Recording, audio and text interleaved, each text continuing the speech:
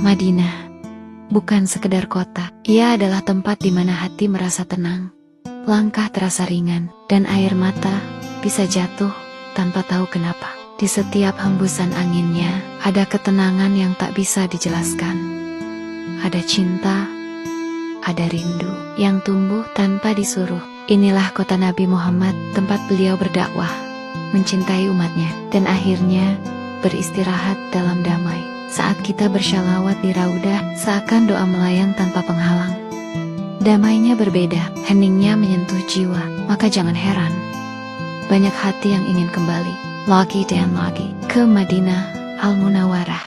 Madinah bukan sekedar kota, ia adalah tempat di mana hati merasa tenang, langkah terasa ringan, dan air mata bisa jatuh tanpa tahu kenapa. Di setiap hembusan anginnya, ada ketenangan yang tak bisa dijelaskan.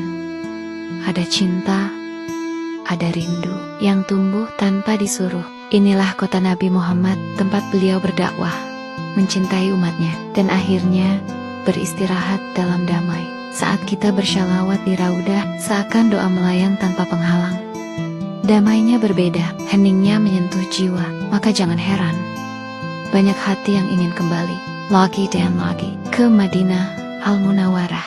Madinah bukan sekedar kota, ia adalah tempat di mana hati merasa tenang, langkah terasa ringan, dan air mata bisa jatuh tanpa tahu kenapa. Di setiap hembusan anginnya, ada ketenangan yang tak bisa dijelaskan.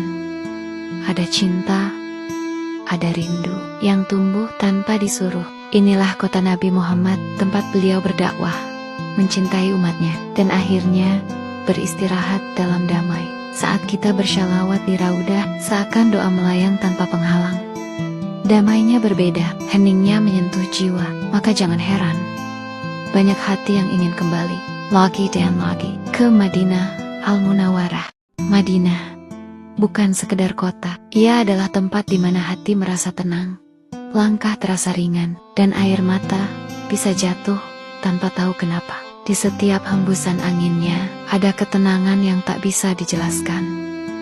Ada cinta, ada rindu yang tumbuh tanpa disuruh. Inilah kota Nabi Muhammad, tempat beliau berdakwah, mencintai umatnya, dan akhirnya beristirahat dalam damai. Saat kita bersyalawat di raudah, seakan doa melayang tanpa penghalang.